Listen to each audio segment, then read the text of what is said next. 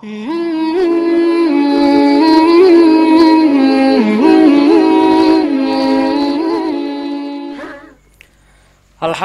wassalatu wassalamu ala Rasulillah wa ala alihi wa sahbihi wa mawalah amma ba'd.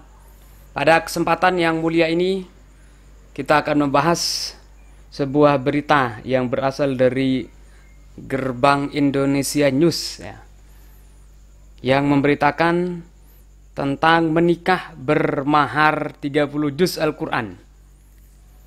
Ya, bagaimana hukum menjadikan Al-Quran atau bacaan Al-Quran sebagai mahar.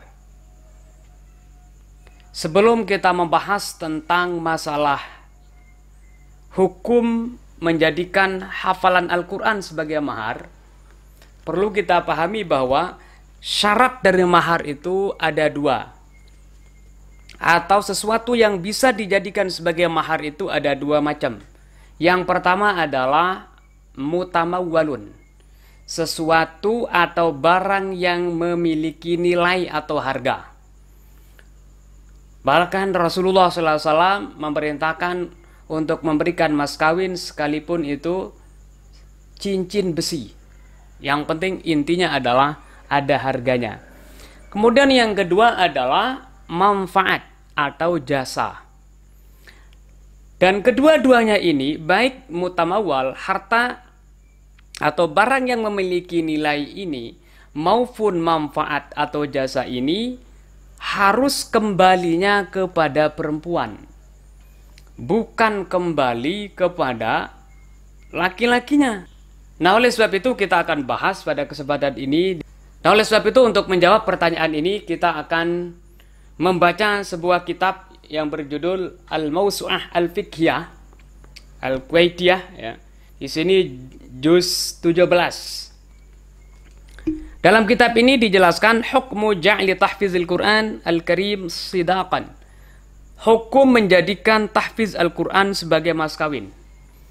Di sini tahfiz Al-Quran bukan hifzul Quran. Ya. Dalam kitab ini disebut tahfizul Quran.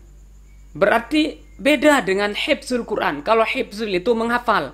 Kalau tahfiz itu adalah membuat orang lain untuk menghafal Al-Quran. Artinya ada orang lain menghafal Quran, kemudian store hafalan sama kita. Itu namanya tahfizul Quran. Nah, di sini dijelaskan hukum menjadikan tahfiz Al-Quran. Berarti seorang suami mendengar atau menyimak istrinya hafal Quran.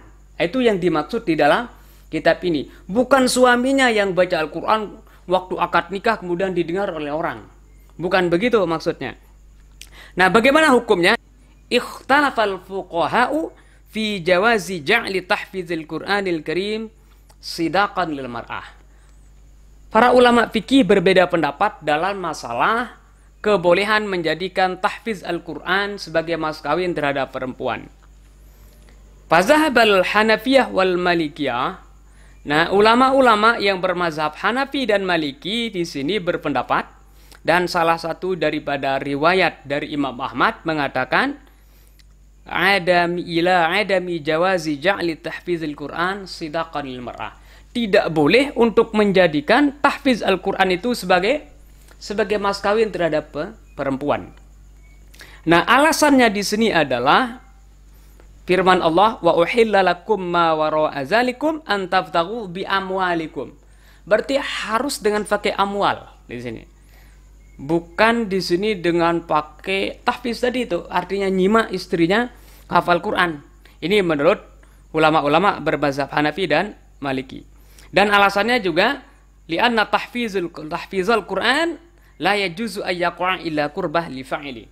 Karena tahfiz Al-Quran itu termasuk dalam kategori hanya pendekatan diri kepada Allah yang pahalanya kembali kepada yang melakukannya. Nah, sementara di sini wazahabas Syafi'iyah. Nah, ulama-ulama yang bermazhab Syafi'i berpendapat, dan pendapat ini adalah pendapat yang tidak masyhur ya. Artinya pendapat yang sebalik daripada yang masyhur di kalangan sebagian Malikiyah dan Imam Ahmad. Nah, mereka di sini berpendapat bahwa ila jawazi ja'li tahfizil Qur'anil Karim sidaqal mar'ah. boleh menjadikan tahfiz Al-Quran, artinya mengajarkan, seorang suami mengajarkan kepada istrinya tahfiz, atau seorang suami mendengar, menyimak istrinya hafal Al-Quran. Nah, ini dibolehkan oleh ulama-ulama yang berzhab Syafi'i. Dalilnya apa? Di anna Rasulullah sallallahu alaihi wasallam zawwaja rajulan imra'atan bima ma'ahu minal Quran. Karena sebenarnya Rasulullah SAW menikahkan seorang laki-laki dan perempuan dengan apa yang dia miliki berupa Al-Quran. Artinya dengan hafalan Quran, biqaulihi sallallahu alaihi wasallam, sesuai dengan sabda Rasulullah, amlaknakaha bima ma'aka minal Quran. Saya memberikan kepada engkau untuk memiliki perempuan itu atau perempuan ini dengan apa yang engkau miliki dari Al-Qur'anul Karim. Nah, cuma di sini dilanjutkan inna zahibina ila jawazi dzalika. Sesungguhnya ulama-ulama yang bermazhab boleh Al-Qur'an itu sebagai mas kawin, ittafaqu ala annahu la budda min ta'yini ma yuhafizhu ya minas suwar wal ayat. Mereka sepakat harus menentukan surat apa atau ayat apa yang harus ditahfiz, yang harus didengar oleh suami. Artinya yang harus dihafal oleh istri dan didengar oleh suami. Karena surat dan ayat itu berbeda-beda. Nah, ini kata ulama yang mengatakan boleh. Nah, intinya adalah di sini tahfizul Quran itu bukan maksudnya, sekali lagi, laki-laki membaca di saat akad nikah hafalan-hafalan Al-Quran, kemudian perempuan juga baca, tidak. Tapi maksudnya di sini adalah lebih kepada seorang istri menghafal Al-Quran kemudian didengar oleh suaminya. Nah, ini menunjukkan bahwa ada manfaat, gitu ya. Ada artinya ada manfaat suami kepada istri, yakni mendengar bacaan atau hafalan istrinya. Nah, kalau seperti ini dalam mazhab Syafi'i tadi dibolehkan.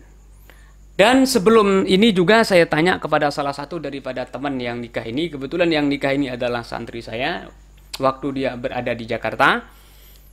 Saya tanya kepada salah satu temannya, apakah khusus mas kawinnya hanya tahfiz Al-Quran aja atau menyimak istrinya saja 30 juz?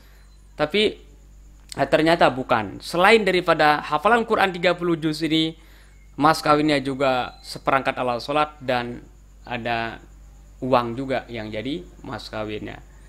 Wallah subhanahu wa ta'ala alam bisawab.